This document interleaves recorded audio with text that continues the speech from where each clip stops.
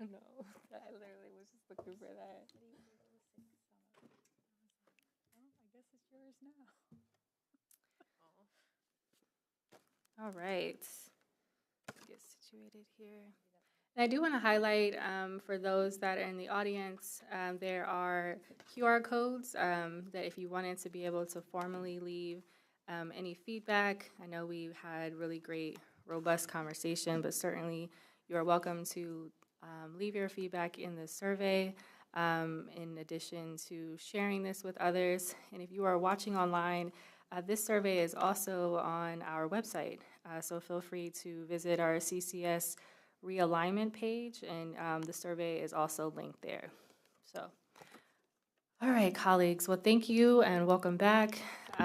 Before we get started, I know Board Member Cole, you had a couple comments before we dive right in. Thank you so much, Madam President. Thank you all for being here and participating in this conversation, this very important one. I think it's really critical for us to level set on the driver, one of the key drivers, in fact, of why we're having this dialogue. We're looking at this process from an augmentative lens, not from a lens that is designed to dismiss, step away from, discard, disrespect, discount the work of our task force. This was our task force, albeit it was teed up by the superintendent's administration. This is a task force that did worthy work, good work, on behalf of the school district. What we're taking now is a supportive approach to that data, that information, and that subsequent feedback in a way that looks at it from a different lens, that's foundationed in equity. We're taking the serious stance of equitable distribution of resources and opportunities that uplift students and staff.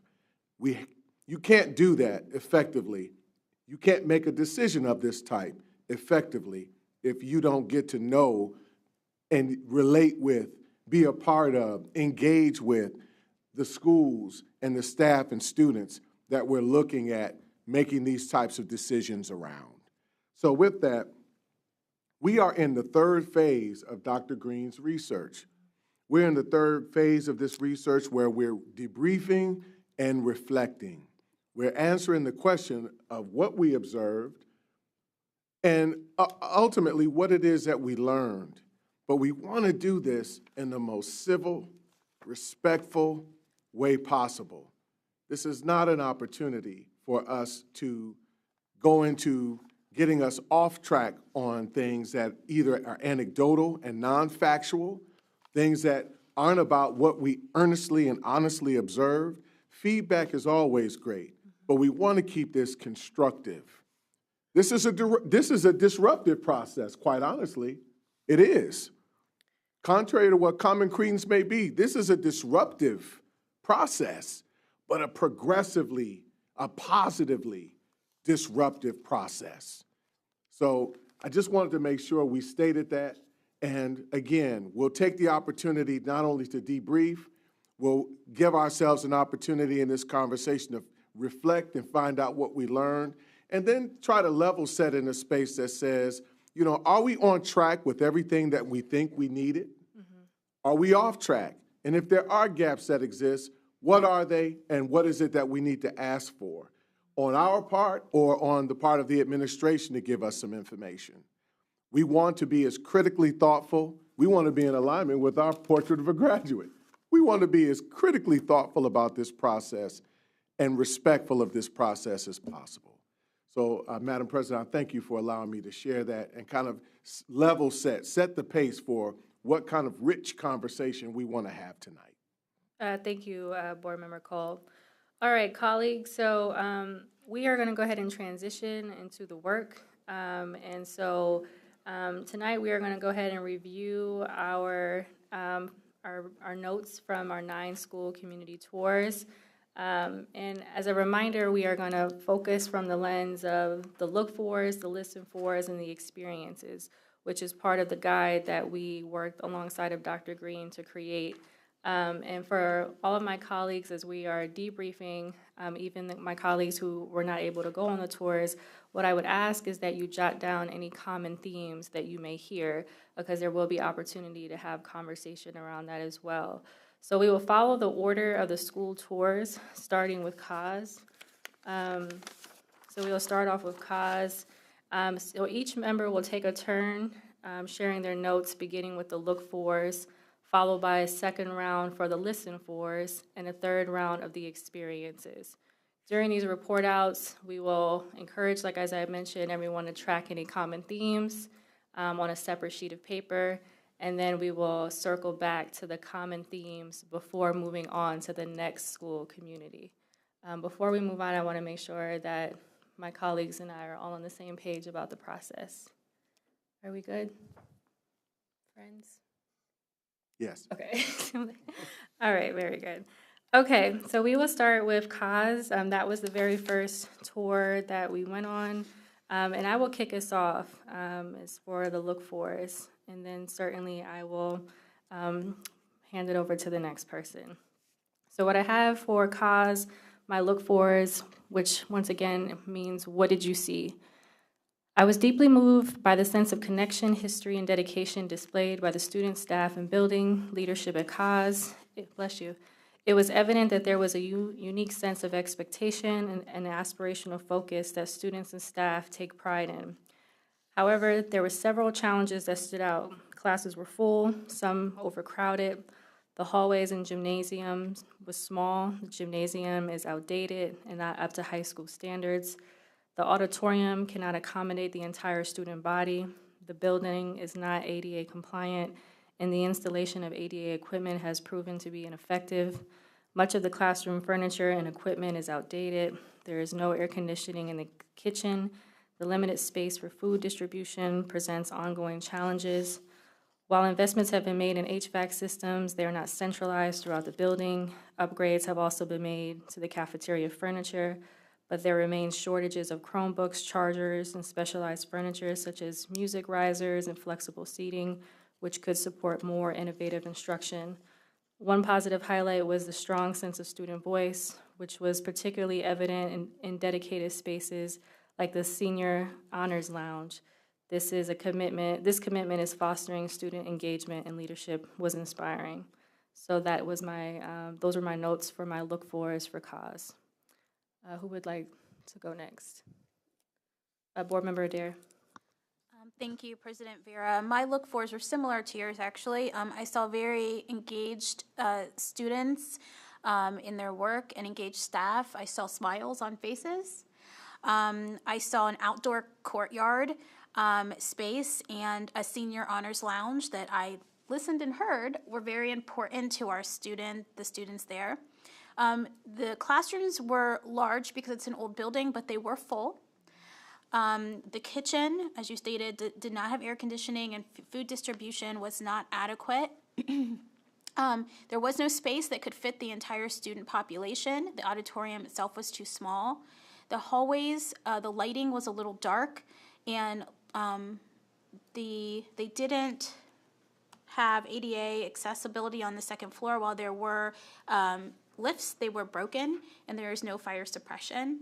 Overall, the building conditions were outdated, old, and there was broken infrastructure, including ceiling tiles, floor tiles, walls were in disrepair. There were also in the choir room, as you mentioned, risers that there were no risers. There were chairs, not risers. And there was actually some ceiling fans that were looked like from Lowe's, like you would put in your home and not commercial. So those were some of the things that I saw at cause. Thank you, Board Member Adair. Board Member Cole. Thank you. I did not have an opportunity to visit on the time that you all did, but I've been to this building on many different occasions. One of the first that I've recognized is the small auditorium. Well, first of all, let's talk about the building itself. The building itself is a former elementary school. It is a former elementary school in design and former function that now is accommodating a high school population of 800 students. That's a challenge. That's a challenge. earlier on, I think it was Tuesday, Board Member Adair, you made a comment about how certain populations of students have been misaligned with buildings that don't necessarily accommodate those students, whether it's in population or distribution of curriculum, actually how that's given. So that was clearly evident at the current cause. In addition to that, the small auditorium, the small gymnasium, the auditorium that can only fit 325 students. Again, there are 800 students in the building. That 325 students can accommodate a 2-grade band. So if there were an auditorium discussion, only 2 grade bands per that school could fit in that auditorium. And the gym can't necessarily accommodate that well for overflow either. I saw that there are new investments in the building, whether it's HVAC. I saw that the community, and again, thank you for that local school community that gave a sound system to the school. So there have been things that have been donated by the people and parents and community for the school to be able to use. I've seen classes where there's the focus on humanities. There's a focus on humanities and history and English. But those classes tend to be very large. They tend to be very big. The challenge with that is that even though you got 2 teachers in there, it just doesn't give you the full breadth. It doesn't give breakout space opportunity, team collaboration opportunity in the ways that we're using, project-based learning today. It just doesn't account for it. You mentioned the risers, the music space. The challenge in that space that, has been shared with me is that you have a choir and a band who practice practically adjacent to each other. So while you're trying to practice music and singing, you're actually competing with the sound of the band in an adjacent space. So there's just, again, that chief challenge of this being an elementary school that is now a high school, I think is the biggest issue for me that I saw. Thank you, Board Member Cole. And as a reminder, we want to make sure that we stick to our category topics, and we're limiting our time to 3 to 5 minutes per section. Board Member Ingalls. So my look-fors were, I saw students from all over the city. I saw students who mostly get to the school by vehicle. I saw students walking in and excited for their day in the classroom. I saw a building that is built for an elementary and not for a high school. I saw broken infrastructure and the lack of ADA compliance in a lot of the building. I saw a front entrance to the office that is kind of off the side and was hard for me to find where I was supposed to be going in as a board member, let alone a member of the community. I saw a courtyard that serves as a collective meeting space. I saw staff and parent support evident throughout the building. I saw posters and signs talking about the outcomes of the students, the academic outcomes of the students. I saw a senior honors lounge that students were excited to walk into. I saw risers in a choir teaching room that were steps, not risers. I saw opportunity. I saw a crammed humanities class that students were learning in, but it was very full. I saw a kitchen that did not have a lot of lines for food for students to go through to collect food. I saw a lack of a garbage disposal in the kitchen. I saw a gym that is too small for high school students, again, because it's built for an elementary. I saw crammed classrooms and a building that is full of students who are excited to be there, but cannot fit in every space. And I saw the auditorium that is too small, where all the chairs do not work in that auditorium, so some of them are broken, and some of the stage is not set up to do a full theater production. Thank you, Board Member Ingalls. Colleagues, we will now move into the listen fors. What did you hear? What did you hear from staff, students, parents? So we're reflecting now on that.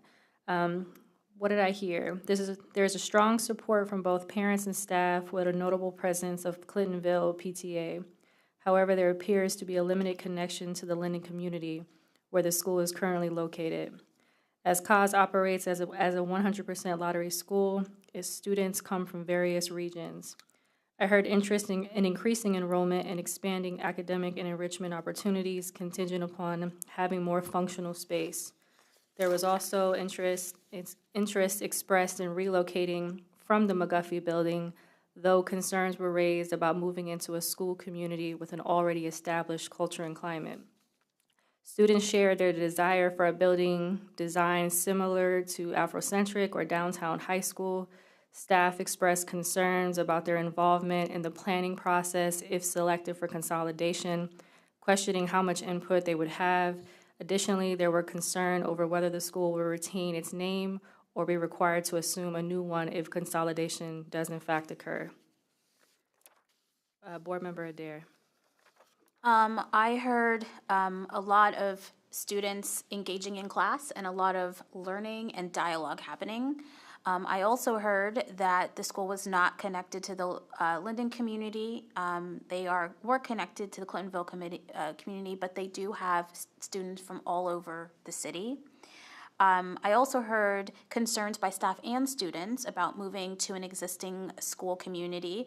I heard that they would like to keep their mascot and name. I heard students express a desire for more breakout spaces and collaborative learning spaces. I heard teachers, specifically the music teacher, express concern that space was not adequate for music technology, which is something different.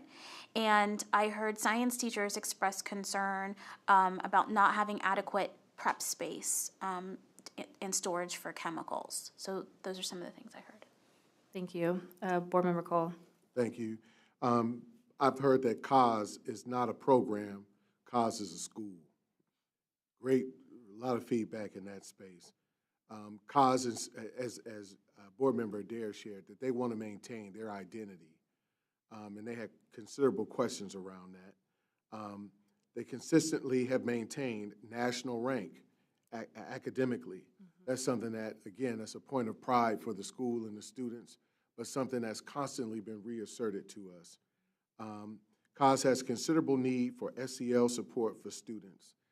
So there's national research, and not so much as a local knowledge yet, but definitely national research and a culture and climate in the school where this particular group of students who are highly academic focused in that environment add some additional concern to themselves around what their opportunities are in the future. They add a considerable stress to themselves around their grades, student life. So that's something that I know that I want to take into consideration, and that's it.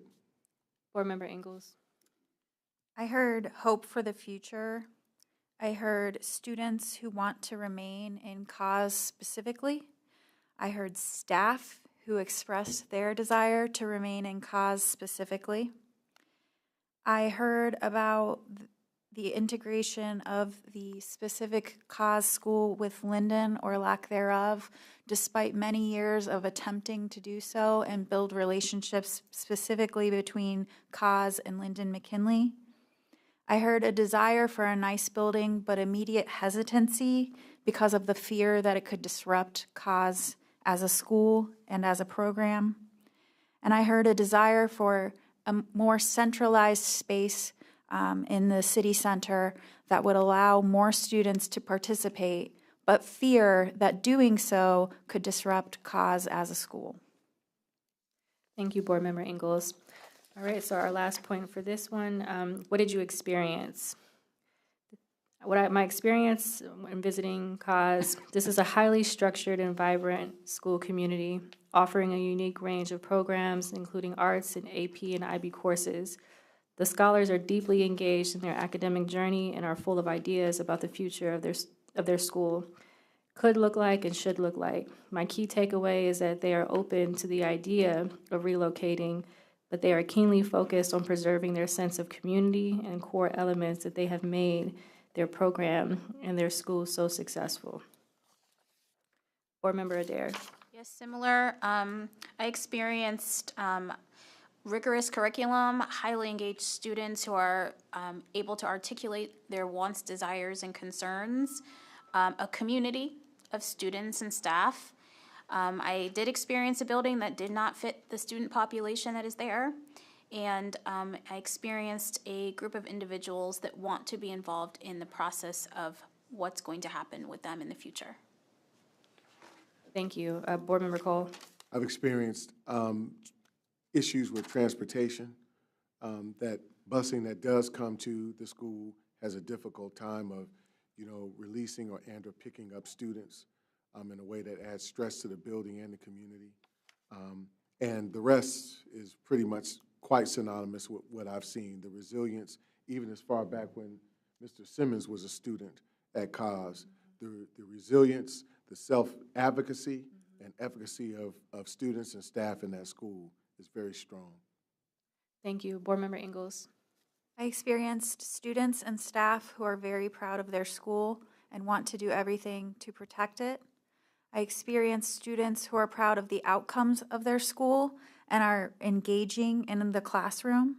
And I experienced students who are hopeful for the future, but hesitant to think of something that could break them apart or to risk expressing a hope that could end up in a situation in which they would not be together as a school community. Thank you, Board Member Ingalls. So colleagues, just as we wrap up for our specific reflections for COS, any specific themes you might want to highlight? I feel like we hit a lot of the same things specific to the facility conditions, the lack of accommodations and spacing, and the sense of community, sense of wanting to continue to keep that community and keep that belonging. Is there anything you would want to add or anything that I might have missed in terms of a common theme in terms of our debrief? I think one of the big things that I heard and that I heard in experience was fear for what could happen to COS breaking apart, but the open-mindedness to making COS more accessible to more students throughout the city. Yeah, I echo that. All right, moving on, we're going to move to the our School for Boys, the Columbus Preparatory for Boys. Okay. All right, so what did I see? I observed a building principal and parents passionately advocating for their students, showcasing a strong sense of school pride. This pride was evident when students eagerly asked if they could recite the CCPSB vision statement. I witnessed young men in uniforms who made a point of shaking hands and introducing themselves, demonstrating leadership and respect. There were some positive student-focused spaces, including a newly created SEL room donated by the City of Columbus. Additionally, I saw a computer tech lab being utilized to repair Chromebooks district-wide, with plans to involve students from that school community and possibly downtown high school in a hands-on opportunity to assist with repairs. However, challenges were also apparent. Classroom sizes were small, and the enrollment was evident with several empty or unoccupied rooms. The building conditions were not the worst, but certainly required significant improvements, including updated flooring in the hallways and the gymnasium. During the visit, a bathroom was flooding, further highlighting maintenance needs. Classroom furniture was also noticeably outdated, underscoring the need for modernization. Board Member Adair. I too saw a very strong community around the boys, boys in uniforms, boys who believed in the mission and could recite it verbatim. I saw students who were impacted by what the program had to offer. I saw spaces that were designed for boys. The SEL space had things in it designed for boys in particular, such as a boxing bag and games and activities. I saw infrastructure that was outdated. I saw spaces that we once had used for another purpose that were once again being converted into classrooms.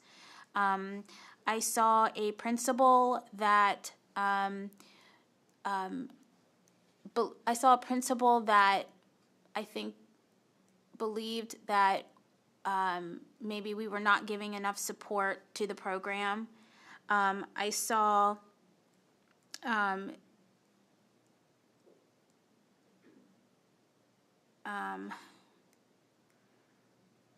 I saw a lot of teachers, really engaging their students in the lessons, and I saw an overall space of a program that really wanted to survive, but again, maybe felt like they couldn't express everything that they wanted to out of fear. Sorry, I didn't get to these notes as No, well. that's okay. That's all right. Thank you. Board Member Cole. Oh, thank you. I'm in your seat too. I took a lot of notes, but didn't synthesize them on a piece of paper. But nonetheless, what I saw was, from a building perspective, a middle school that had got some new improvements, some of which being a sound system in the auditorium. I saw some amenities with, of course, HVAC, where we closed some of those gaps in that space. I saw a building that did not have enough staff bathrooms to accommodate.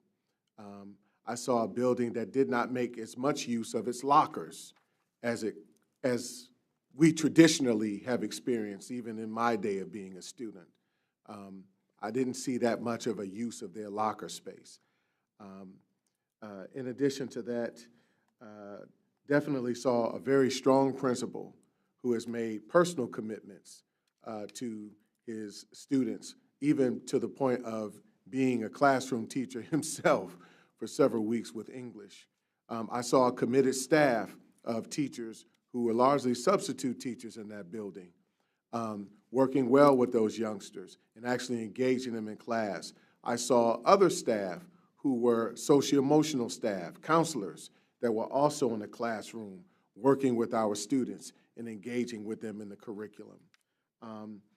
In addition to that, I saw a very strong lunch staff. I saw order in the building in terms of students knowing where to be, where not to be, how to behave in their spaces, and staff that actually accommodated them in that lunchroom space. That lunchroom space was multi-use, not only just for lunch, but also for other programs that may come in and work with them. I saw a number of things going on in that school. Thank you. Thank you. Board Member Ingalls. I saw a lot of opportunity. I saw a principal who is very engaged in not only engaging with the students at his school, but in growing enrollment. I saw a maker's room and a need for more manipulative space, including science tables, sturdier furniture. I saw an art room that had carpet. I saw an art room where the water didn't quite get hot. I saw an auditorium that fits 720 students and where most of the chairs, if not all, work. I saw opportunity for developing lighting options so that a theater program could really thrive. I saw a counselor who has an SEL room with seating, treadmills, and sports stuff. I saw some leaks and some tiles that need replaced. I saw science classrooms that don't have enough science tables. I saw a good gymnasium size. However, I saw a floor that had a lot of dead spots throughout the gymnasium. I saw lots of brand new equipment and investment into the school in certain places. Thank you. We'll move into what did we hear. I learned from some of the leadership staff in the building that they attest the lower enrollment numbers have been partly due to the district capping enrollment in the past, as the building was formerly a shared space with the online academy. Additionally, it was shared that the district has not done an adequate job of marketing and branding the school and program as a robust educational opportunity. Instead, the school community feels unfairly labeled as a behavioral school. which they are not. There is a pressing need to improve outreach to families in multiple languages, as this 100% lottery school currently has little to no bilingual student representation. I heard about the school's strong community partnerships which help provide wraparound and extracurricular supports. However, limited funding allocations tied to their enrollment numbers have created challenges, particularly with staffing.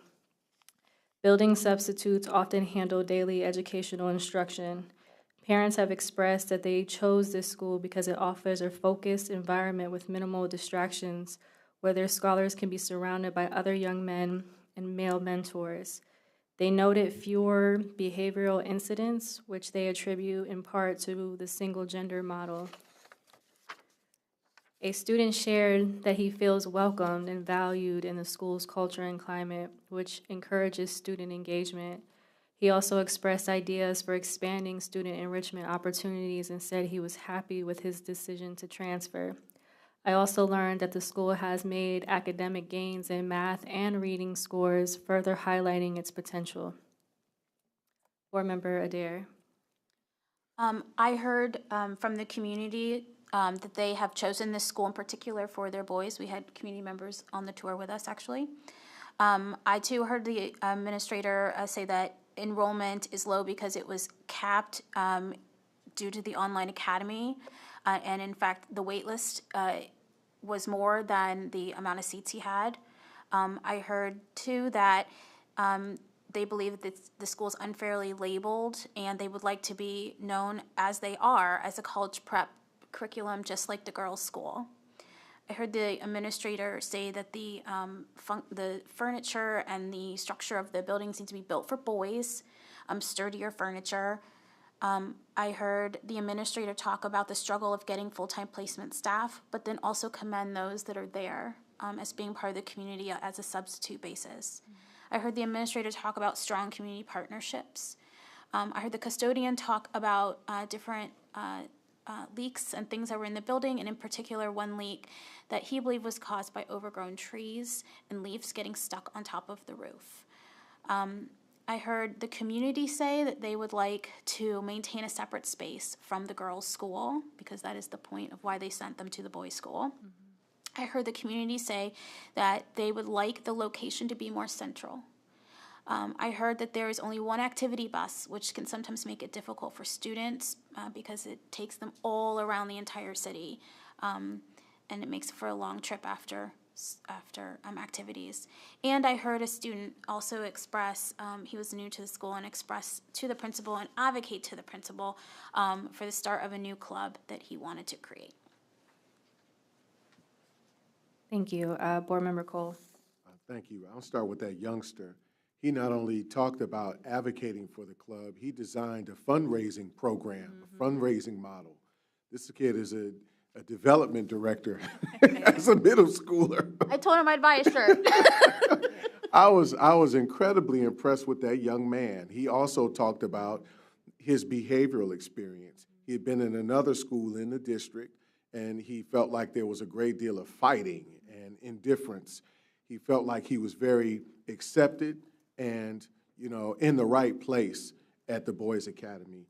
I heard our administrator in that building, our principal, talk about within 1 year's time, the 44% increase in enrollment that he was able to create for the school.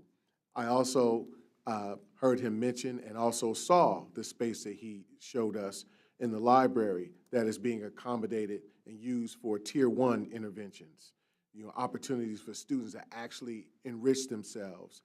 I heard from a staff person there who was in the building working as tech support, and not just tech support for that building, but tech support for that particular area, that region, and storing Chromebooks and some of the challenges with repairs and some of the need for newer equipment. Thank you. Board Member Ingalls. I also heard about the popularity of the program and frustration that they have been capped for years prior, and that the belief that the population of the school will grow because of the positive mindset and positive outcomes coming from the school. I heard that the school is a citywide school and that students come from all over the area, not just the neighborhood. I heard about community partnerships, specifically with My Brother's Keeper and the Boy Scouts. I heard about how there is not that many ELL students and they don't really have an ELL program in the school. I heard students talking about a better life to embrace and enthusiasm when they said their school mantra. I heard a need for sturdier equipment and equipment that is better for boys. I heard that the activities have one bus that goes both all of north, south, east, and west. And I heard hope for a future where the boys' prep can be a model for the district. Thank you, Board Member Ingalls. So we'll move into experiences. What did you experience? My experience when leaving left me with mixed feelings. The data reflects a narrative of declining enrollment, staffing instability, and facility challenges. Yet, after engaging with students and staff, it was clear that we have fallen short in fully supporting the growth and stability of this school community. What I observed was a committed team working diligently every day to find solutions and prioritize the needs of their students. I left feeling that they deserved practical, thoughtful solutions that genuinely addresses the needs of the young men currently served by this program, as well as those who will rely on it in the future. Board Member Adair. Similar. I, too, left with feelings, really feelings that this school has not been fully supported by the district. And in particular, has not experienced the same amount of resources and support as the girls' school. I did experience a very strong community of students, of young men that believe in themselves. I experienced myself feelings of hope and pride upon leaving. I also experienced a very orderly and calm environment and a very strong administrator. Thank you. Board Member Cole. Ditto to all of it. I experienced the same things. Just ditto to all of it. I experienced the possibility of infinite possibilities for a school like that. That could be not just a local model for our district, but a national model for advocacy for boys in a very unique public school environment. I echo everything you all said. Board Member Ingalls. I will also echo everything that was said. I will say that I experienced grandparents and parent involvement who not only joined the tour, but wanted to advocate the whole way through it and talk about their involvement and the levels of family members that have gone through the school and the benefit that they've received in doing so. I experienced an administrator who really believes in his students and really believes in his staff.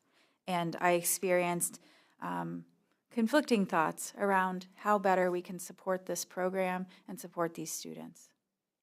Thank you. So for common themes, and feel free to let me know if I'm on pace here. I felt that we all emphasize the ability for more to be done in this particular school community. A feeling of wanting to get a better understanding as to what the plan was, what the supports that have been in place or haven't been in place, in addition to wanting to get more clarity around, what exactly can the district do from a support lens? What other key themes, anything that we would want to add? For me, staff capacity. Staff capacity. I've kind of settled on 3 bullets: academics, condition of building, we mentioned that, and then staff capacity.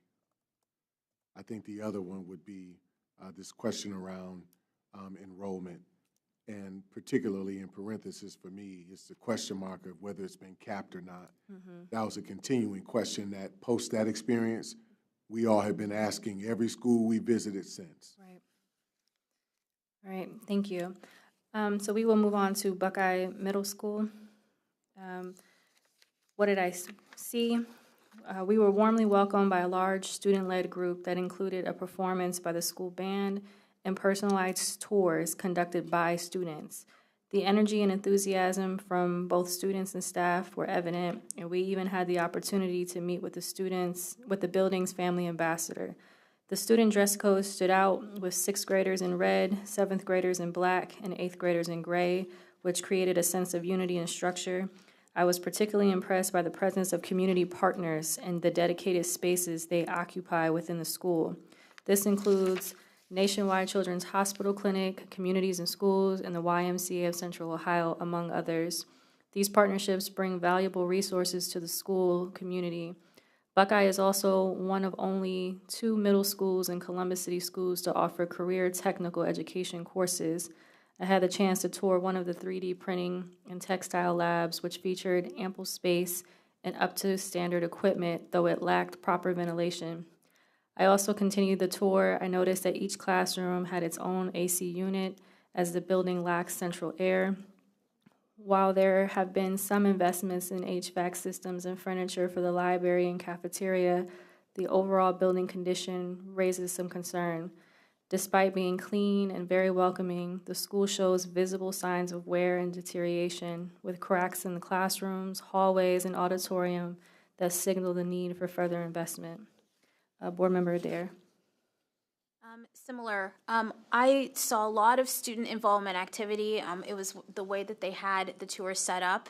So we had students leading the way and giving us demonstrations of their academic success and excellence. I also noted the student dress code, with each grade band having a different uniform. Also the CTE education that was happening there, seeing students proud of the work that they were doing. I saw that, as well as a home economics class that was getting started, and they were anticipating being able to use their ovens. They wanted to make some cookies. I saw new furniture in the lunchroom and the SEL room. There was a new gym floor and lights, but other updates in the gymnasium and the lunchroom were necessary. I saw a lot of student artwork and classwork being displayed on the walls, and I saw really cozy SEL spaces throughout the building. Some of the hallways were a little dark, especially upstairs, even though there was new lighting seen downstairs. The second floor was not ADA accessible. There was no elevator or chairlift, and there's no fire suppression. Overall, the building is outdated, old, and there's a lot of broken infrastructure throughout. Thank you, Board Member Cole. I echo everything about the building observations. From the academic standpoint, I saw an incredible CTE program there called AVID, where those students, had considerable access to different resources in the building. They were definitely top tier. I saw a committed staff of SEL supports in the building that are incredibly relational with the students and with the other staff. I saw a very strong principal who had the support of her building and the support of those children.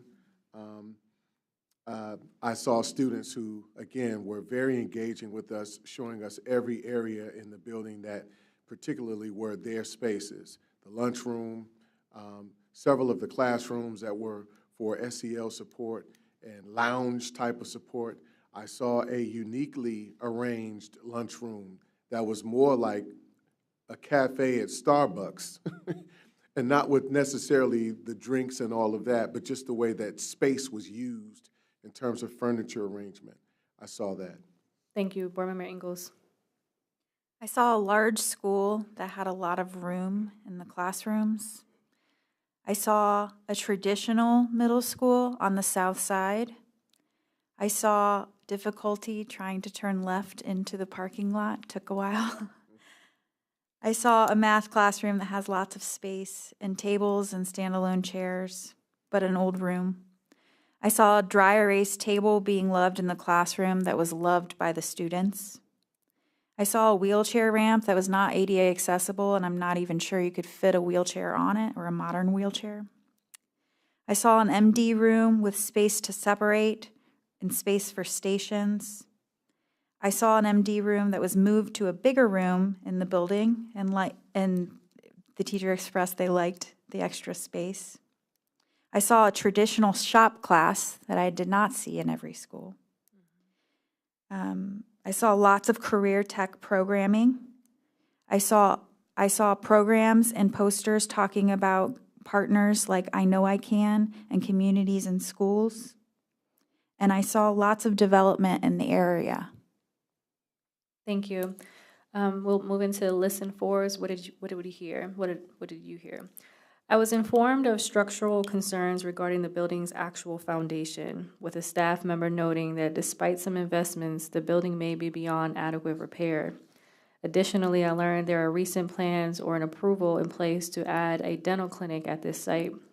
Concerns were raised about the potential closure of Buckeye, as it would leave the South Side without a traditional 6th through 8th middle school program.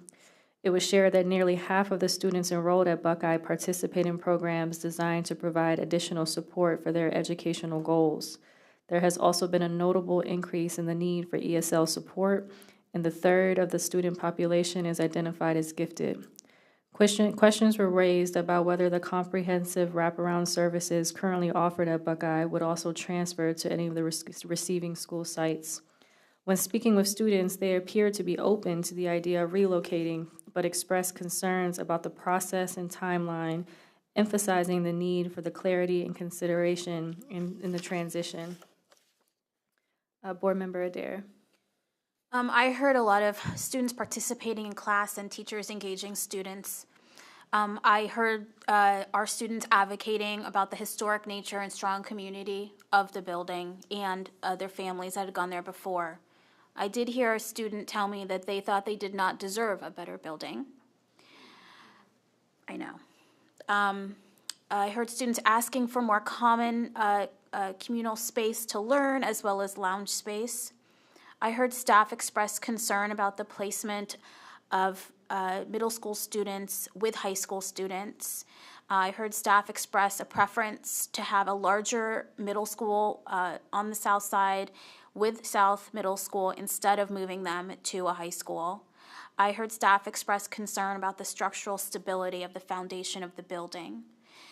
This school actually provided a large binder of information, and that information did show, as Board Member Vera said, an increase in ELL students, as well as students who are in the special education populations, whether that be with IEPs or 504s. That information also had a lot of information and surveys from their families, and that showed a lot of community engagement, as well as highlighting community engagement events. The information did state, again, that the community members do have large concerns about moving the middle school students into the high school. Thank you, Board Member Cole. Thank you. I am ditto on the comments about the foundation. What I did hear was the closeness to the fire department. That was important. Apparently, those services have been used on any number of occasions to provide supports for students for health situations or other types of situations where a student might have been in danger, whether it's by self or some other reason. In addition to that, I also saw a school that, heard feedback from the principals about needing more instructional assistance in the classroom. So they needed more staff. They were looking to build capacity, particularly in secondary support by IAs to assist teachers. Those are the two key things that stood out. Thank you, Board Member Cole. Board Member Ingalls. I would echo everything. I would say I heard hope. I heard fear that the school would be moved and there would not be a traditional middle school anywhere near the area. I heard the expression that they are interested in a new building, but they want it to remain in the same area. I heard hope because Google is down the street, and hope for building out career tech programs that would allow students to take advantage of the economic opportunities that come with large corporations coming into the area.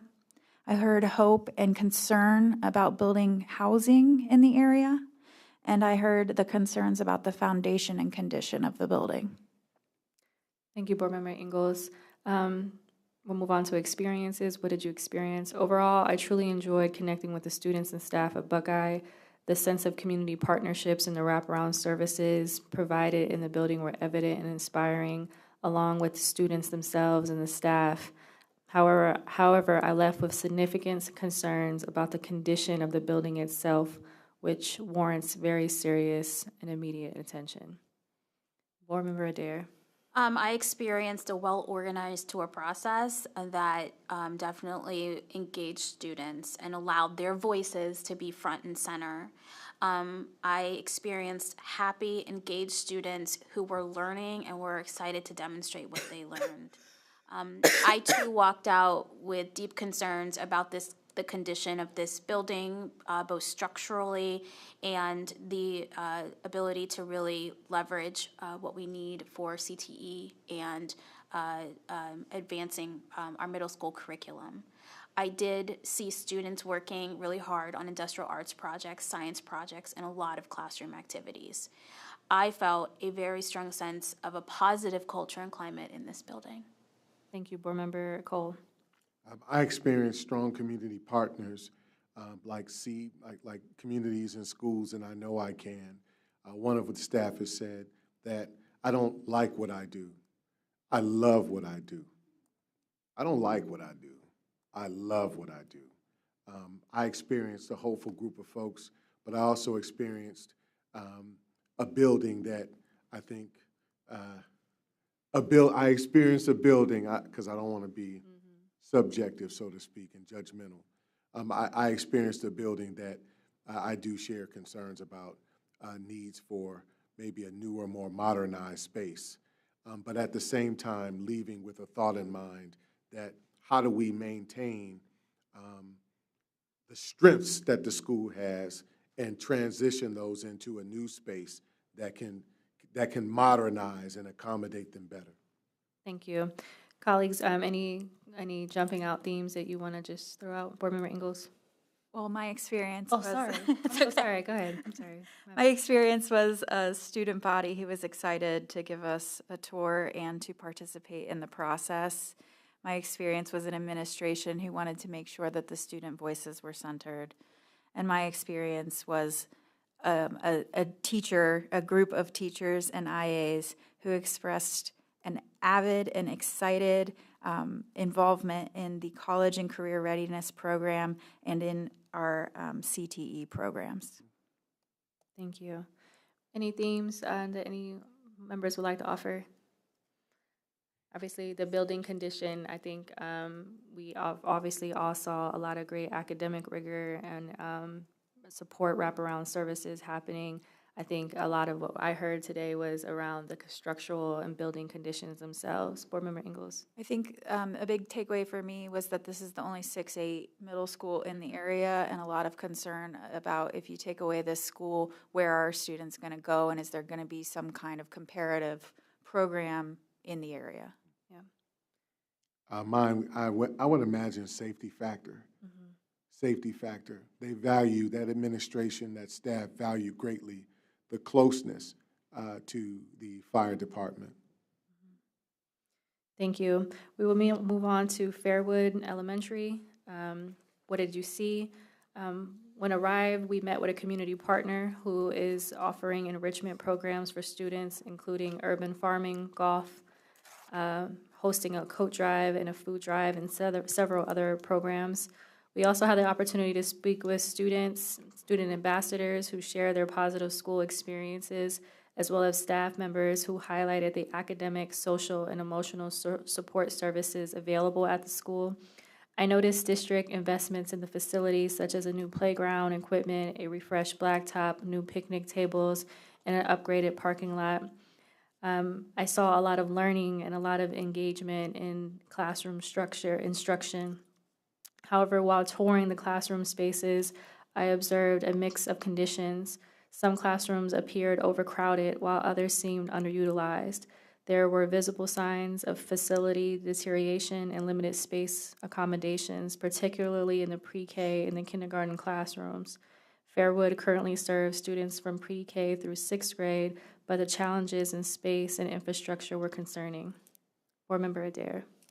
I did see a lot of smiling students and staff.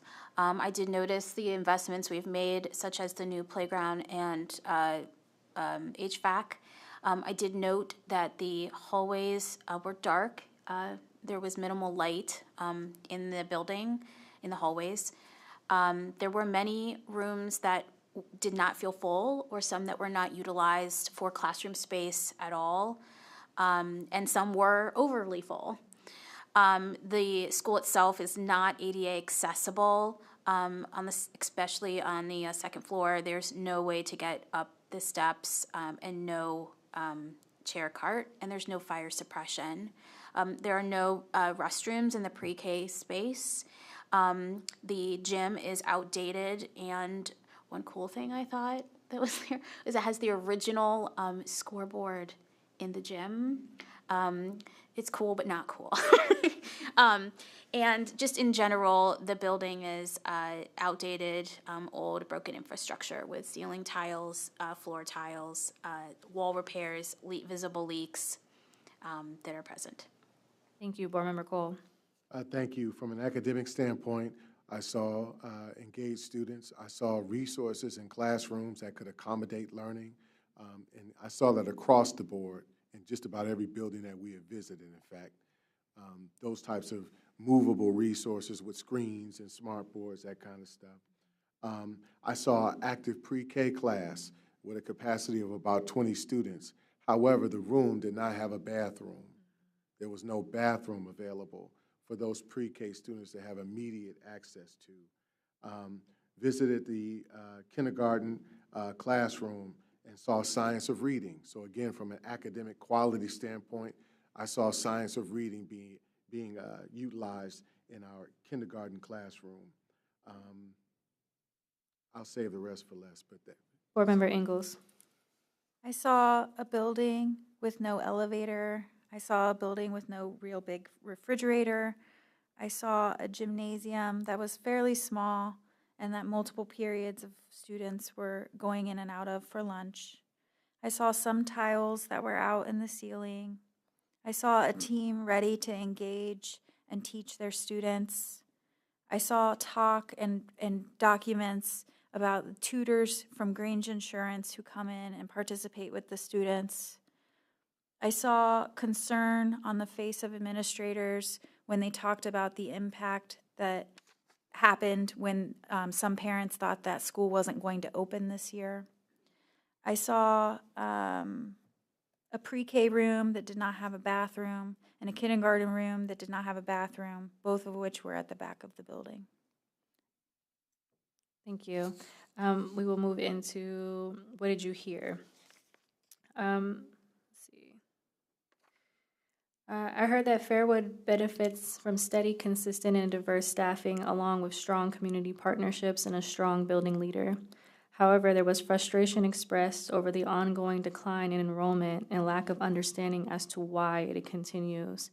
Concerns were also raised about the potential impact on the neighborhood community if Fairwood were to close. There was also concerns about how we would manage and communicate with families on the relocation process. And there were a lot of questions around what would happen in terms of wraparound services and case management for the present students. Board Member Adair. Thank you. I heard a strong administrator who has historic ties to the district and that building. I heard her explain how they are working to improve their academic scores and implement district curriculum. I heard her talk about the longevity of her staff. She did talk about enrollment that is declining and thinks that the recent drop is due partly because of this process. I heard a new student who was a transfer student talk about his experience coming from a charter school, feeling that this was a better culture and climate for him. I heard the administrator say that they do have 26 sixth graders who are part of this, so it is not a traditional grade band. I heard a community member, a pastor in the community, talk about all that his organization does to assist families and work on SEL, also sharing some of the history of the building and what it means to the community. I heard the counselor talk about all the student activities they have, including a student council and partnerships with community partners such as OSU, and they also have a PBIS store. We heard from this special education teacher who they talked about having to serve 15 to 19 students. And the reading tutor saying that, explaining how she does her pullouts of third grade and push-ins to grades 4 and 5. I heard quiet in that building. It was, it was quiet. The administrator also referred to the playground as a community park. Board Member Cole. All the things that Board Member Adair shared is what I heard. The only little bit that I would add to that is the principal there was really working diligently to try and cultivate a relationship further with the community. So she was very engaged in that space of trying to build relationship outside the four walls of the building. Thank you. Board Member Ingalls. I also heard a pastor in the community who was eager to advocate for the school and for the students that he works with. I heard concerns from the administration that some parents didn't think the school was going to open, and that is why they perceive that the enrollment may have declined. I heard also from the student who moved back from a charter school about what he likes about CCS and why he's excited. I heard concern for neighborhood families leaving the CCS system if the school were to close. And I heard concern about the future, but an understanding that big things can happen when we think hard. Thank you. We'll move into experiences. Overall, my experience was a very tight-knit school community. A very pleasant staff, students, community partners, certainly working hard to provide a real engaged quality experience for students. And so I just noted a very tight-knit school community. Board Member Adair. I experienced a very calm and quiet atmosphere. Even in some of the teaching environments, the staff was very calm and the students were quiet. There are not many students in the building. Upon leaving, I experienced a tension between what does the history of this particular building mean to the community versus the reality of the student experience for current students. And I did experience a positive culture and climate in the building and a strong administrator. Thank you. Board Member Cole. I experienced a strong administrator. I experienced students that were engaged in their content and learning and staff that were dedicated to them. I experienced community partners that were also not just believers, but strong actors in the building. And I experienced us and the work that we've been able to put in as an organization to make the capital improvements to a building that those students are enjoying, everything from the temperature control in the building to a new playground outside. Thank you. Board Member Ingalls. I experienced a principal and a team that was eager to teach and to make their school better every way that they could. I experienced a multicultural and diverse staff that is reflective of that specific community. I experienced students who were excited and wanted to high-five you every time you walked past them in the hallway. And I experienced empty classrooms or low-load classrooms and opportunity. Thank you. Colleagues, any particular themes? We obviously highlighted the feeling of, great community partnerships, great academic rigor, the feeling of low enrollment, and underutilization of the building. Anything else you might want to add? Capital improvements / investments. I don't know if you saw, it might be in there, but just the idea around the student experience. Thank you, Board Member Adair. All right, moving on to Moeller. What did you see? Upon entering Moeller, we had the opportunity to sit down for an informational presentation with the building principal. She highlighted the needs of the students, the school partnerships, and the history of serving grades pre-K through 6. As we toured the building, it was immediately apparent that Moeller Elementary School had been placed inside of a former middle school, specifically the old Southmore Middle School building. The school offers specialized programming, including special needs pre-K, Head Start programs in partnership with the YMCA and the Columbus Urban League, and there's also an on-site children's clinic. However, several facility-related challenges were very evident. The auditorium was not functional, and parts of the gymnasium were also inoperable, highlighting significant infrastructure concerns. Board Member Adair. I too experienced a dedicated and strong leader who was emotionally connected to her school and the children in that school. I did see happy students and happy staff. I saw a lot of student artwork on the walls, as it is in elementary school, but a building that was made for middle school. I did also see the Children's Hospital Clinic, but I also noted that the space did not, I don't even know how to say it without judgment. The space, I don't know. Did not functionally accommodate Maybe the that's okay. need for how that space could be used.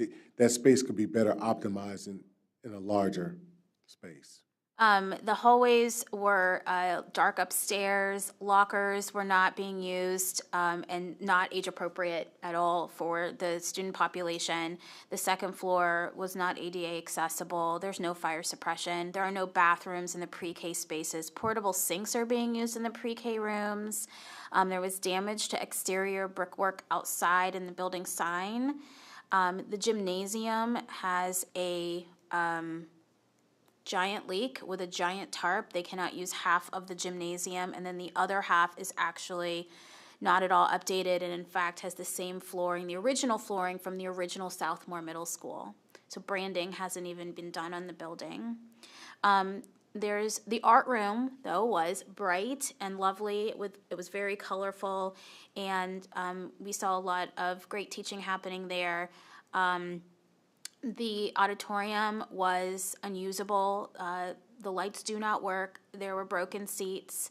There was a missing water fountain by the boys' restroom in the main hallway. There were windows that you could not see out of, and there was thick sealant, probably weatherization around them. There was also I'll save that for the next one. Generally, the condition of the building was outdated, old, a lot of broken infrastructure, including ceiling tiles, floor panels, leaks in ceilings, radiators, bad flooring, yes. Board Member Cole. I will second the support of every comment that was made. I'll add to that windows as well. The windows, I mean, it was visible as we were walking into the courtyard. This, again, is also a middle school that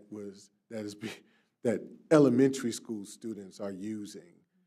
And in that kind of population, one would think from a common-sensible standpoint of, oh, well, it's big enough space, right? Well, no, in an elementary school, you want to deal with class populations better. You want to deal with student mobility throughout the building better. That building for an ES use, an elementary school use, is challenging. I saw a committed administration, saw a committed staff where 30% of our students in that building are special education students. I saw rich, very strong community supporters, even comedian Dion Cole, who's supportive of this school and has supported activities there. I'll save some of the rest for a little later. Board Member Ingalls. I saw a school that was fully staffed. I saw space for SEL. I saw a school that has a hard time getting the curtains in the auditorium replaced. I saw a number of infrastructure changes or adjustments or repairs that needed to be made. I saw a gymnasium that needed significant repair. I saw a lack of space to really have all of the parents that could come to the school, let alone all of the students. I saw lockers that were locked and were not being used.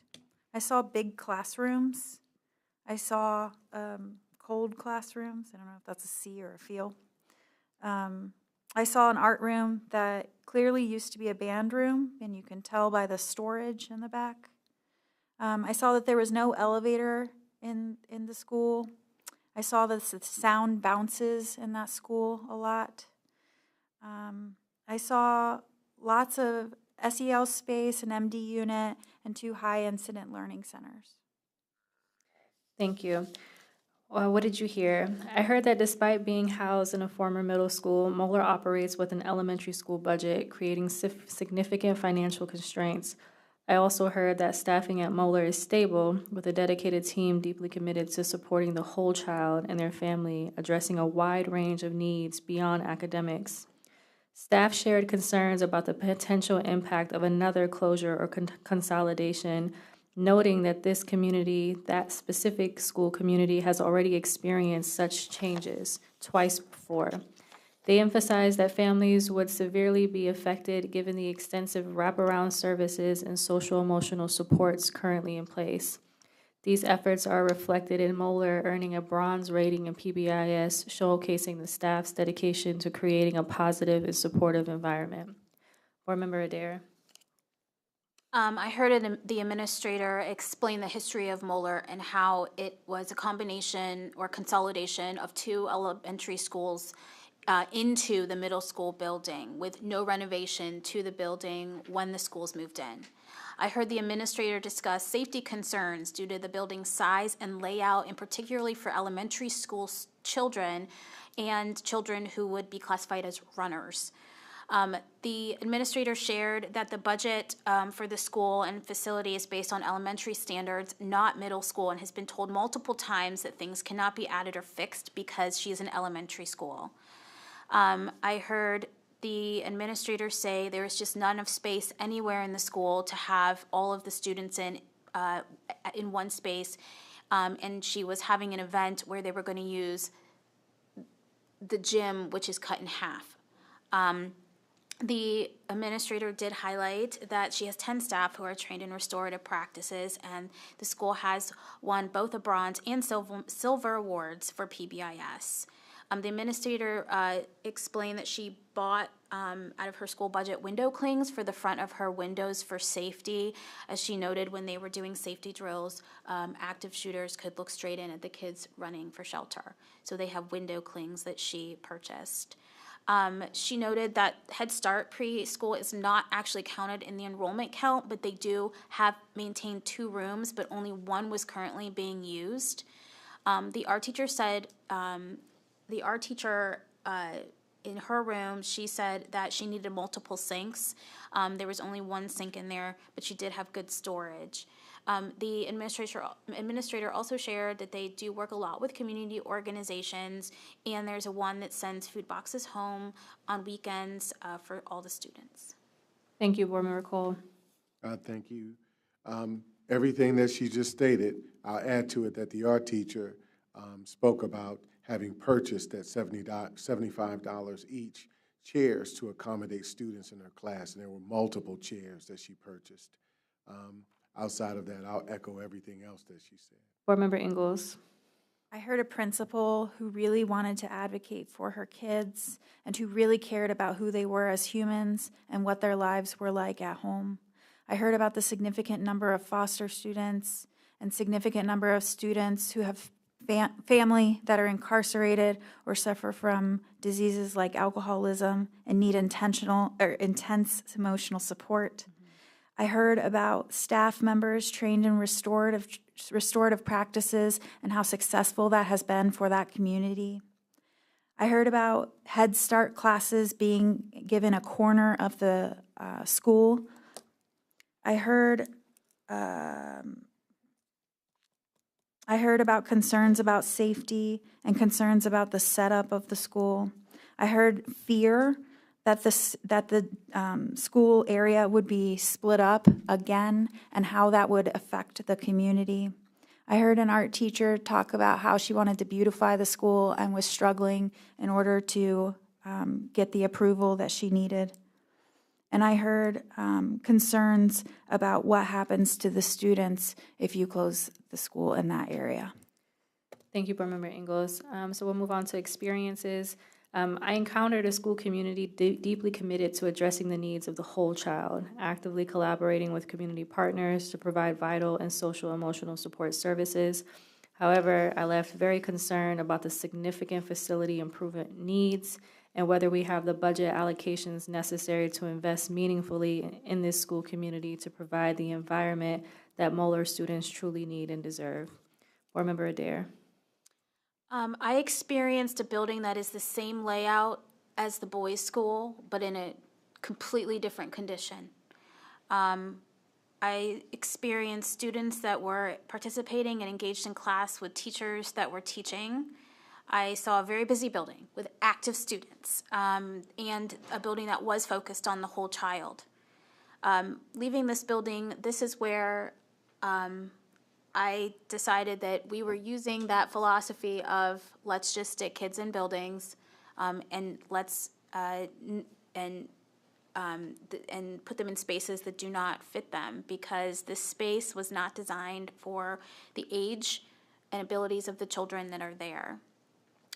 We did see a student altercation that I thought was effectively and efficiently handled, and I don't even know if my colleagues noticed it. You did. And so that showed me an experience of staff that was able to handle discipline while maintaining a positive culture and climate. Thank you, Board Member Cole. I experienced a learning community there that is incredibly committed to children and very entrepreneurial, not just in terms of the idea of risk-taking, but the extra work of actually finding additional resources. I experienced a school that is in dire need of capital improvements. And in a community, I experienced the school from a community standpoint as a place that the neighborhood itself was not good on sidewalks at all. But there were at least sidewalks leading up to the school itself. So the school was not without sidewalks, but the community itself direly needed. Thank you, Board Member Ingalls. I experienced a group of administrators, students, family members who were committed to this specific school and this specific group of students. I experienced frustration that there were so many things that needed to be done in order to make the school more presentable and to make students feel more invited. And I experienced frustration that we have allowed this building to get to the condition that it's in. Thank you. Any common themes board members might want to throw out? We've obviously really identified the facility conditions, the capital improvements, but really amazing wraparound services, academic rigor. Any other specific highlights, themes? I would just say you could, in that building, you could feel every single staff member was committed to the students that were there. Absolutely. And they wanted to make that clear that, you know, there are things wrong with the building, but they are there for the kids. Absolutely. We felt that. Thank you. All right, we'll move right on to Lindbergh. Colleagues, I do want to highlight it's 8:12 and we still have 4 school communities. So if we can ensure that we keep our comments to 3 to 5 minutes, and certainly want to make sure we can get through our process. Next, we will talk about Lindbergh. What did I see? We were warmly welcomed by the school leadership and had the opportunity to participate in the school's monthly assembly. Upon my arrival, I noticed many students arriving on foot or by car. The assembly was well attended by parents, and the students were actively engaged. It felt authentic, not like an enhanced production simply because the board was present. The classrooms were full, with Lindbergh's enrollment capacity at 300 and 267. The classrooms were full with Lindbergh's enrollment capacity at 300, and on October the 7th, there was around 267 students enrolled, resulting in a utilization rate of 89%. And I saw interactive instruction was happening in every classroom, and the energy within the school community was very, very evident. However, the building's layout is small and oddly configured, limiting opportunities for expanded educational or programmatic initiatives. Despite these challenges, some investments have been made in HVAC systems and playground equipment to enhance the facility. Board Member Adair. I was not with them. I went on a separate visit, and so I missed the assembly. But I was welcomed to a very clean and well-maintained building. Despite the age of the building, the walls have been newly painted, and the facility itself is very clean. There's a new playground adjacent to a park. I noted classrooms were very full. Teachers were engaging students. The classrooms had furniture and technology that was purchased by the school. Noticed that there was a lot of student work on the walls, highlighting partnerships such as the OSU Big Eyes partnership.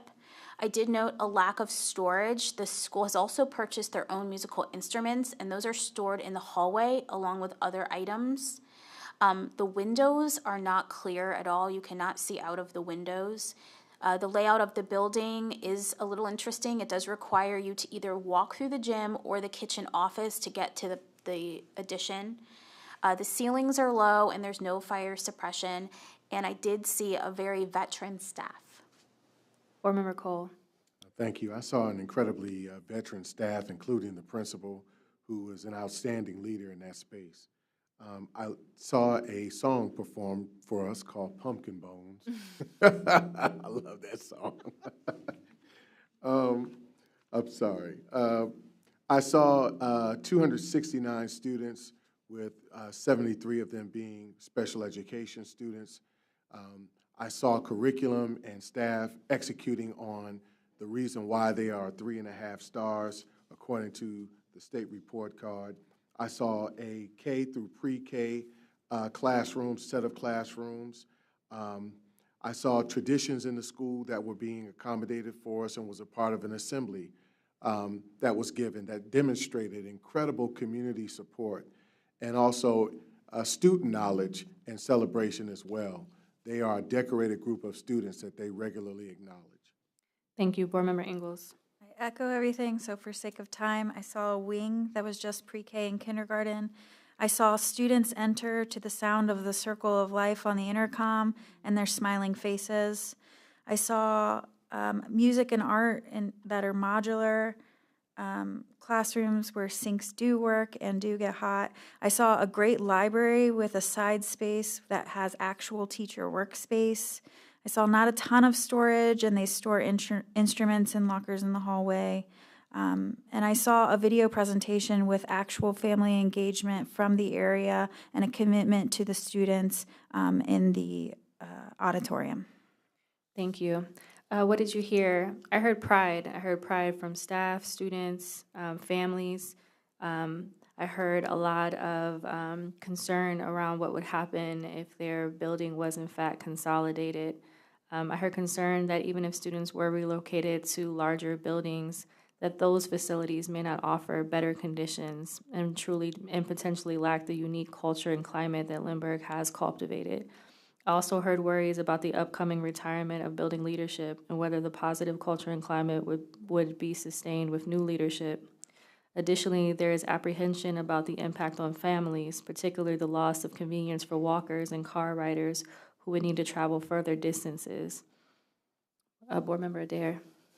I heard from the administrator of just the academic outcomes that are happening in this building with great marks on our state report card with 3.5 stars, 5 stars on progress, 3 for gap closure. So some of the best in the district. I heard that for the administrator, the culture of staff is also important, just as her students, and she has spent time making sure that the staff have a lounge space and feel that they are part of the administrative decision-making.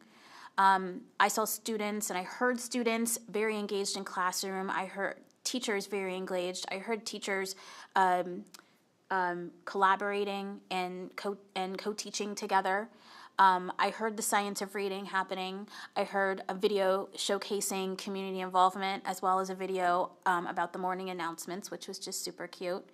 I heard an administrator explain how she has learned how to budget, plan for future needs, and plan for the needs of her building so that she can purchase things like Chromebooks, instruments, and plan for things that she knows that her students need.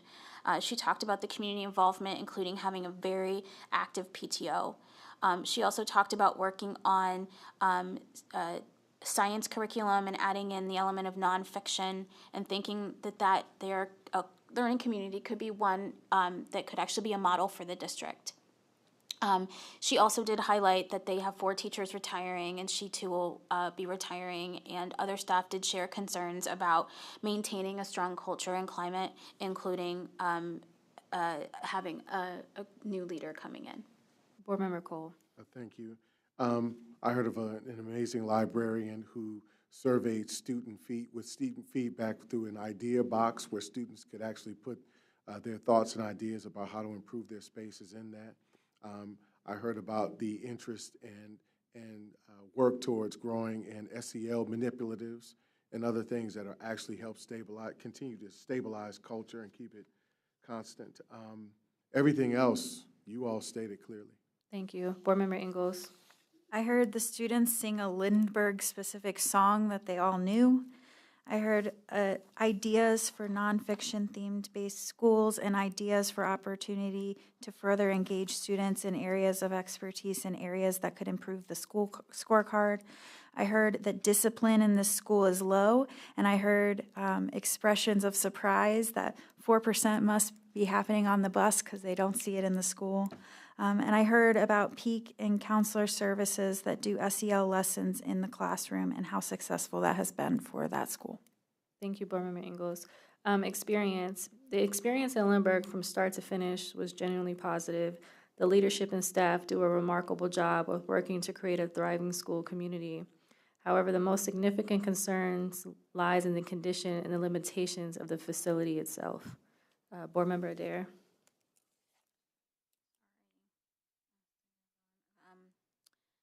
I experienced a very calm culture and climate, which I needed the day after the election. I saw students getting photos in the gym. I saw students smiling. And I did experience a personal feeling and experience it from staff of questions other than the condition of the building. Why was this building on the list? And so for me, that was an interesting question. And again, it weighs building condition versus what is the student experience happening in that learning community.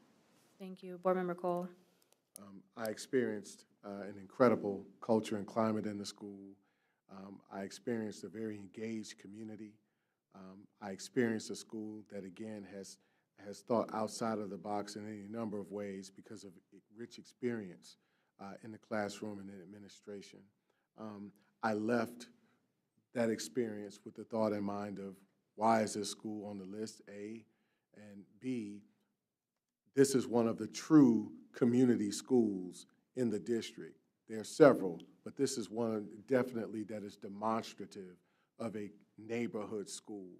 I left with concerns about what the impact of that is and also what the impact of veteran transition through retirement could be to this school as well. Thank you, Board Member Ingalls. I experienced a strong culture and climate. I experienced feelings of hope and opportunity looking out of the school and seeing a Columbus City Park and then immediately seeing a Columbus City High School. I experienced hope, and I experienced feelings of conflict and thinking through how we are going to make these determinations when we have schools like Lindbergh that have such a strong culture and climate. Thank you. And I think that wraps us into the themes. I heard what I heard you all say and what we shared, a very strong school from a culture and climate, from an academic rigor, from a community support, parent support, staff support, and certainly more so questions around facility conditions. But is that enough? Is that more important than student experience and student impact? Anything you all would add in terms of common themes? No? All right, moving on to West Broad. West Broad Elementary.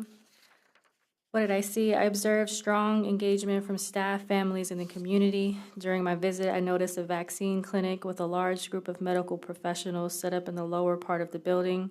I also observed interactive and engaging instruction taking place through some classrooms, taking place though some of the classrooms had larger sizes in certain areas of the building. There were several challenges with the facility structure and layout. While we have made some investments, such as improvements to the playground, HVAC system, and blacktop, many of the classrooms lacked adequate furniture and appropriate spacing and essential accommodations, including accessibility and ADA compliance. Board Member Adair. I noticed happy, smiling students and staff. When I was there on a different day, and I saw the Upper Arlington Rotary Club that was passing out coats to students in the gym. There was a lot of student art on the walls. I also was there when the dental clinic was there and saw students receiving service. The building is not ADA accessible. There's no elevators to get up the stairs, and there's a lot of stairs in that building. No fire suppression system. The stage area is used as an office for food and for food service and the gym teacher. The stage also has structural issues as it's slanted down, and it's in the listen for section. Never mind. The food service area is not really a kitchen. There is no sink in that space. There is an unused interior courtyard that has been paved over. There lacks storage all across the building. Hallways are being used as storage, including salt for outside use for the sidewalks. The bathroom configuration is difficult. There's small restrooms at the top level and larger ones in the basement, but it requires large transitions of students up and down the stairs. There is just the space and configuration is not ideal to a modern school. This building was built in 1914, I believe the oldest one in use right now. Board Member Cole. I saw an incredibly old building that has potential for unique things, but incredible challenges. I saw the fact that the lunch prep area did not have the sink that it needed and had to actually share space with another sink space that's like a storage room.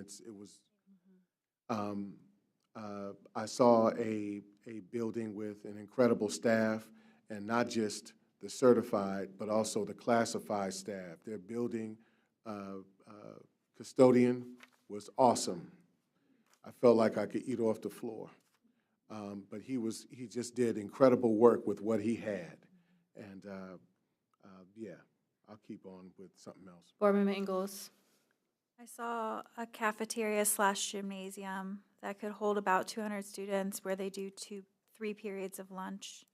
I saw nice large storage rooms in the classroom, in the back of the classrooms. I saw a poster for Watchdogs, Dads of Great Students, and lots of dads signed up on that calendar. I saw Broad Street, which will one day have the BRT line, and saw opportunity with that. I saw posters in the classroom and outside of the school advocating for saving West Broad. I saw a very, very, very large playground and one that is very new. I saw a sink installed in the back room that's a mobile sink where the food service comes in. And I saw a staff washroom in the front where there's dark water running down the wall. I saw need for some infrastructure changes. I saw a pre-K classroom that did not have a bathroom. And I saw a parking lot door that was not always latched, and upon further inquiry has apparently been a problem for a while. Thank you. What did you hear? I heard that West Broad has the 3rd largest enrollment among Region 1 elementary schools. I heard they currently have a full-time teachers for music, physical education, and arts. I heard that there have been discussions about West Broad potentially becoming an art-focused school. I heard there is a significant need for ELL and special education support services. I heard about strong, long-standing partnerships with Huntington Bank, Rotary, and Rock City Church. I heard concerns about the potential impact of a closure on the neighborhood as many students and families walk to West Broad daily.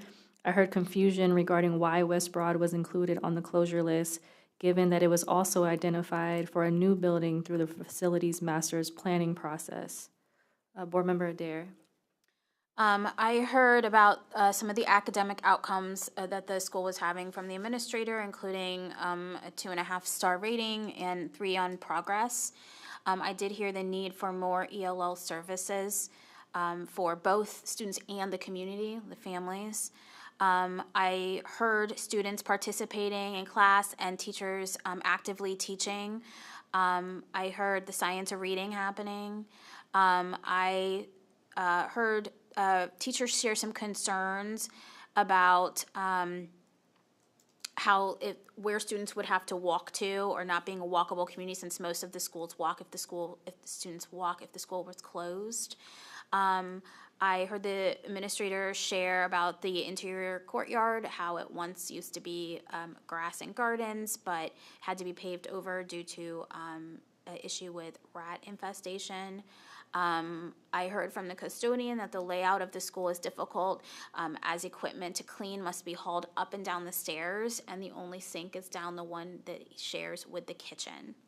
I also heard from the foster grandma of the school who was actively working with a student. Board Member Cole. I heard of the staff concern and community concern about closure and consolidation, and the fact that they believe students would be lost, that they wouldn't come back to school. I've heard about, while I was there, about pest remediation, and not just rats, but bats, that we actually had, done the work to eliminate that pest and control that problem, but that we had, at one time, had it. I'd heard about the Board of Health mentioning opportunity for a portable sink. But at the same time, the need for us to take a look at the inspection report on the building. Restrooms leaking, and also heard about how family is important, and then in closing, how committed the staff are to the children of that building. Thank you. Board Member Ingalls. I heard the wish list of a bathroom being in the class of a pre-K, but the immediate caveat that my pre-K classroom is big enough and I love it. I heard students and staff expressing concern about what happens if the building were to be closed. I heard staff members expressing concern for the students that could be lost if the building were to be closed. I heard students and staff expressing concerns about the uncertainty of the future. And I heard staff talking about how many community members use the playground and use the facilities of the school even outside of the school day. Yeah. Thank you. What did you experience? The school community has a strong staff and family, strong staff, family, and driven culture and climate, deeply rooted in the heart of the West Side. I definitely felt a sense of community, a sense of pride, a sense of a by all means attitude. My leaving experience was around the facility conditions and the significant structural and spacing challenges that this school community has been dealing with. Board Member Adair. My experience, I felt a really strong culture and climate and history in this building. Teachers were actively engaged, and they were doing actually a underground spirit day, is what they called it, I think. The building was busy, and a lot of student activity, movement in the building, probably due to the layout. There was a lot of community involvement. When I was there, it was a different day than the group went. I did experience reverse evacuation. There was a safety issue around the school, so the students had to come back in. My last thought upon leaving was just a deep frustration that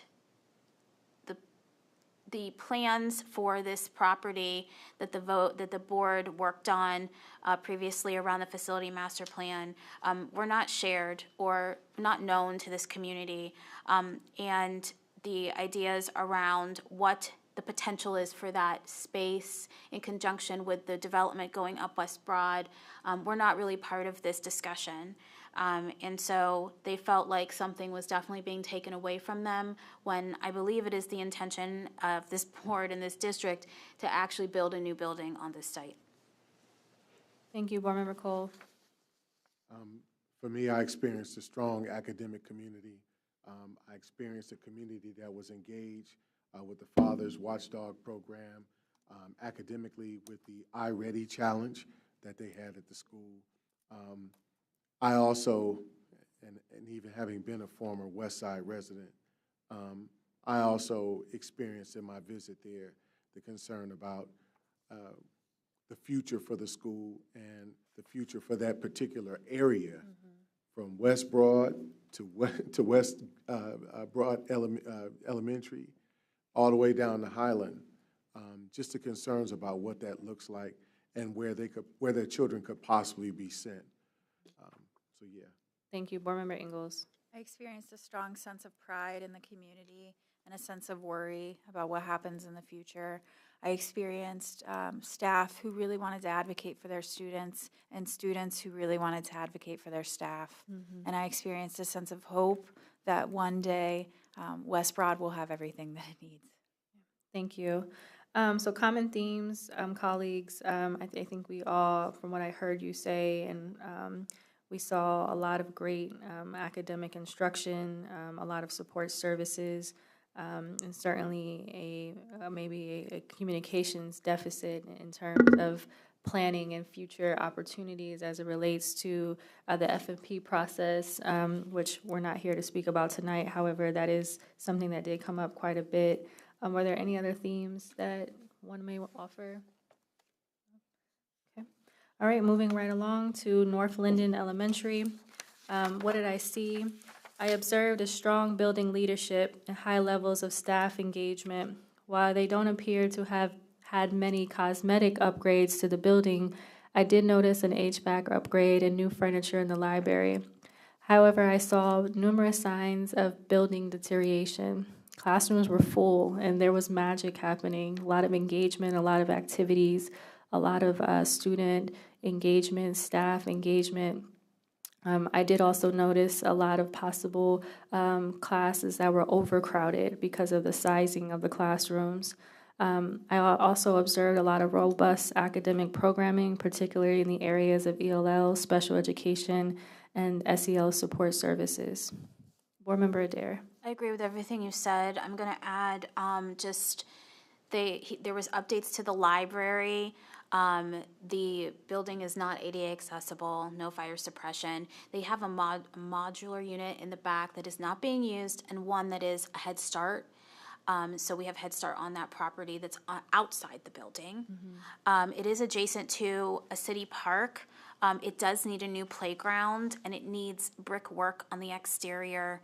There is a leak in one of the bathrooms. Thank you. Board Member Cole. Condition of the building was definitely older.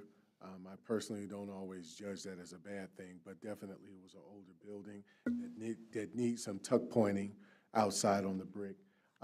I watched school announcements in the second grade class that was quite engaged in celebrating Halloween and around their class content.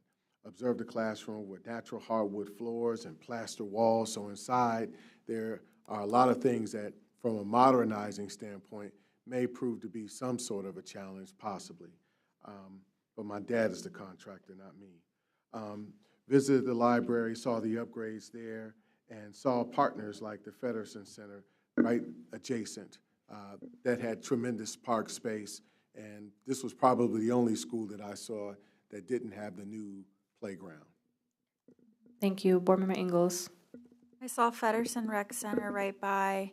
I saw an area of the parking lot that the principal explained would soon be a soccer pitch in collaboration with the crew. I saw a big open field, and I saw our Spanish immersion school right to the left when looking out. I saw a library with big space. I saw a fairly well-conditioned building for the age. I saw big classrooms. I saw a big pre-K class. I saw Head Start in a nicer built modular, but outside. I saw lots of parents dropping off their students.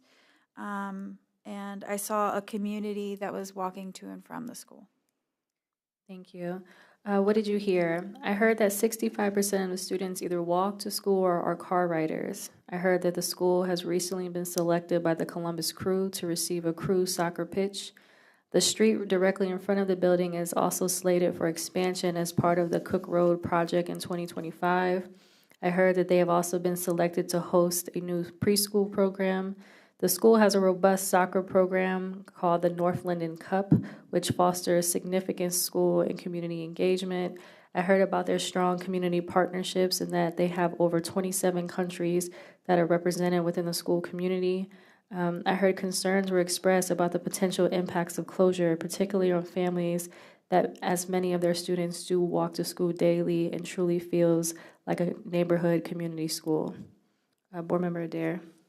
All of that, and I will add that I also heard that the administrator has good relationships with the neighboring elementary schools, and they do a welcome back to school event together, A region. a regional, event.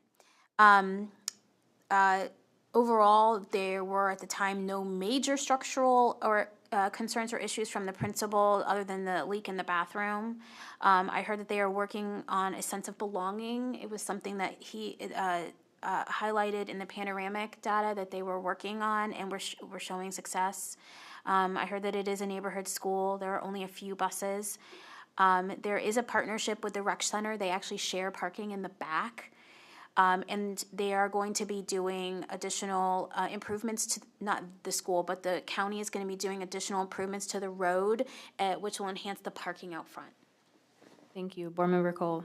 She stole everything I was going to say. All right, perfect. Board Member Ingalls. I heard that it is a small PTO, but it is a mighty PTO.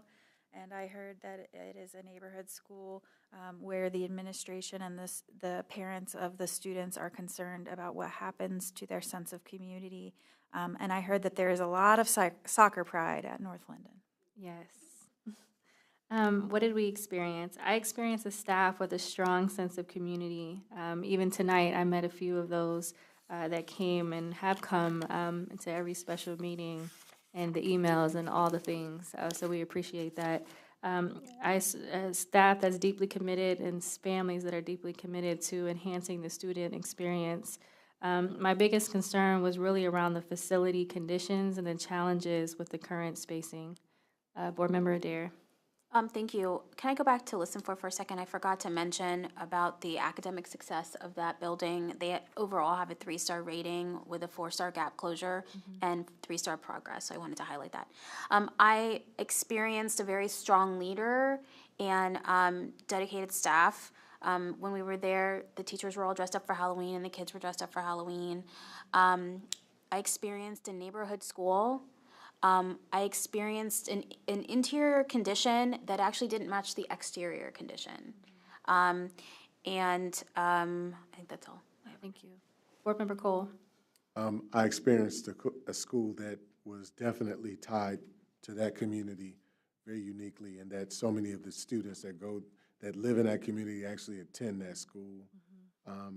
I experienced a school that practiced the phonetics, the sounds of letters. Again, they were very well engaged in the science of reading.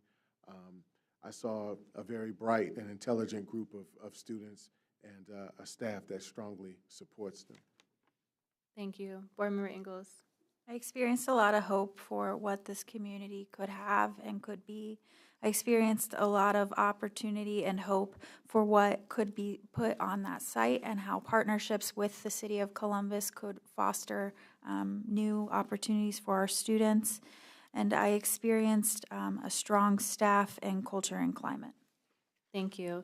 So common themes, colleagues, I heard a lot around successful academic rigor, support services from students, staff, in addition to the community engagement. And I think the biggest piece we had questions around was just facilities and the opportunities or the limitations within that space. Was there anything else that we wanted to highlight as a theme? No? All right, moving on to Broadley. Broadley Elementary.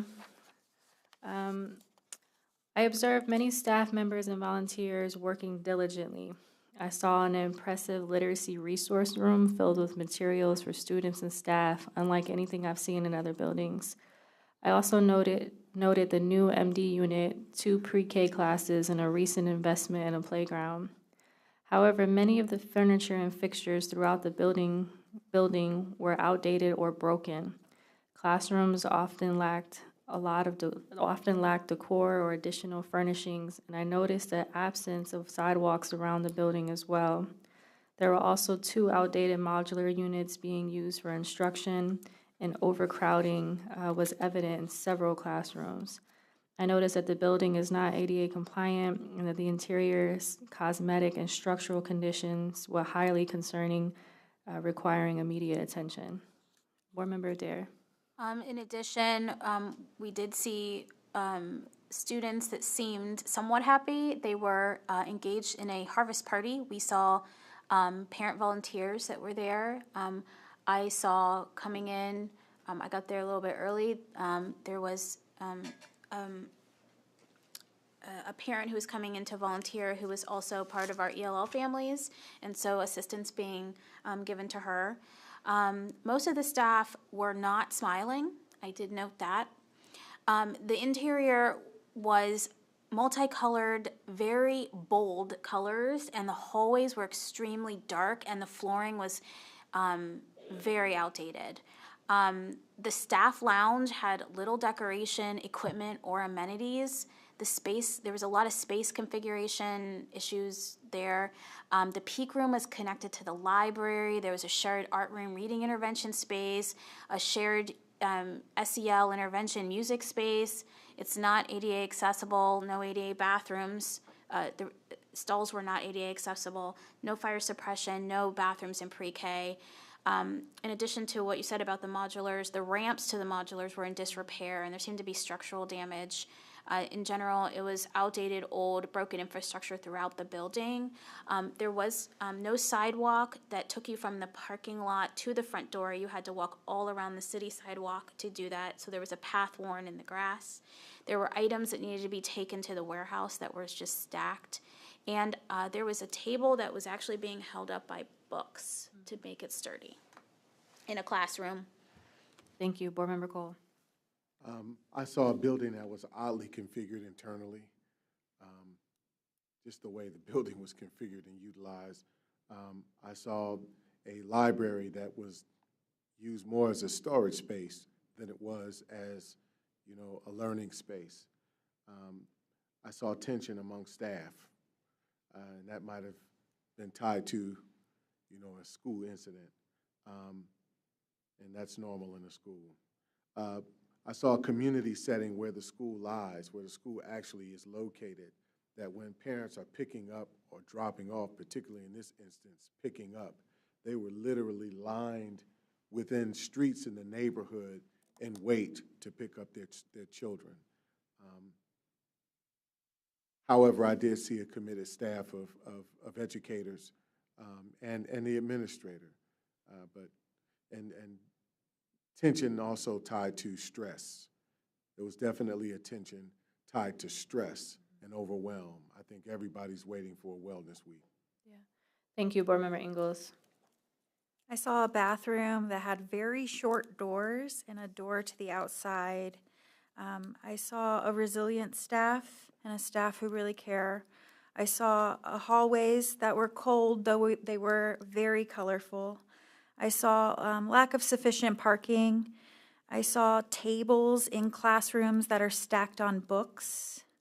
I saw cords hanging above in the hallways, most of which were bundled, but nonetheless you could see them hanging in the hallways. I saw paint on the walls pilling because of the humidity. I saw lack of ADA access in some parts of the building. I saw gifted classes were out in a modular. I saw warehouse items sitting in the library waiting to be taken to the warehouse. I saw lack of sidewalk and access. And I saw banners ruffled in the gymnasium and lots of stuff piled on the auditorium stage. So likely lots of stuff piled on the stage. And I saw some classrooms that had multiple classes in it at a time. Thank you. What did you hear? I heard there is a shortage of Chromebooks and chargers. I heard there is a staff shortage within the building as well. I heard concerns about possible mold in parts of the building, accompanied by a noticeable odor on a certain part of the building. I heard there is a perceived lack of support and vision for the building. I heard that there were challenges with communication. I heard there are many students that are being bused in from far or different parts of the region, specifically for ESL services. I heard support for a closure or consolidation. I also heard concern for a closure or consolidation. Board Member Adair. I heard a lot of languages being spoken in the building. We did hear about staff shortage, also advocacy for closure and advocacy for no closure from staff. Hearing that there were still some heating and cooling issues, hearing from the staff in the MD unit that they were new and had not been trained, hearing that there were not enough Chromebooks, hearing that hearing from children in the peak room that were extremely upset and very upset, I'll use that word, and hearing that the administrator did say that they have a secret donor from the community who does provide some items to the school. We didn't hear, I'll just say this in the next part. Okay. Board Member Cole. I'll echo everything that was shared. Board Member Ingalls. I will also echo everything that was shared. I will echo the specific piece about integration within the community, and that this is seeing more of a citywide school in the sense that students come from all over the city and not specifically that Broadleaf neighborhood. Thank you. My takeaway experience, I truly appreciated all the hard work and dedication that I visibly saw that day. I could sense that something was actively happening in the building, and staff were trying hard to work together. However, my experience left me feeling disconnected and concerned about the culture and climate of the building and the equity of student support services and the overall condition of the building. Board Member Adair. I echo that. I experienced a administrator who was placed there new this year, who was learning and did not have much information to provide us. A senior staff member was assigned to give us the tour and was not properly, I think, helped about how to do that. I did experience smelling wetness in the building in certain areas. I too felt that the culture and climate was off with both the adults and children. I did experience a volunteer who was there in a poodle skirt, who was once a student there when the school first opened as a kindergartner, who was very excited and extremely happy, probably the most excited and happy person in that entire building. Upon leaving and upon looking at the scores that this school receives, an overall rating of 3.5 stars, progress of 4, 5 in gap closing, it's the experience that I felt that day in that building does not match what those student outcomes are. And so that is very interesting to me and something that is concerning. Yeah. Thank you, Board Member Adair. Board Member Cole. I experienced a bit of confusion.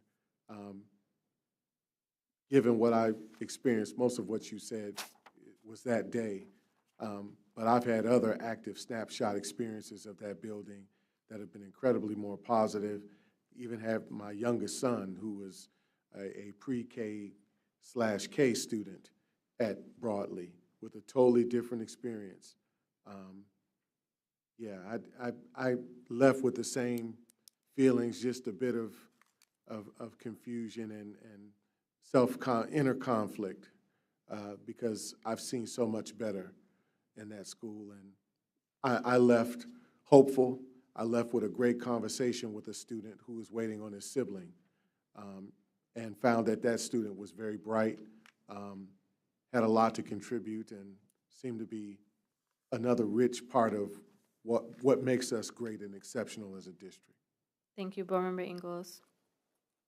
My experience in this school was one of frustration and at times sadness.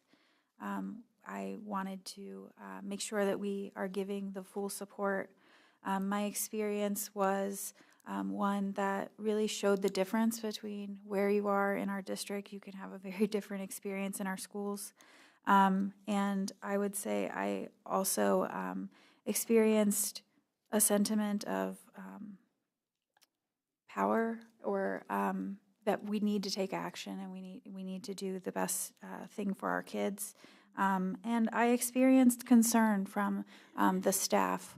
I experienced what I perceived as a little bit of burnout and tiredness, and I experienced some sentiments and some feelings of frustration, but feelings of really trying to get it right. Thank you. Thank you, Board Member Ingalls.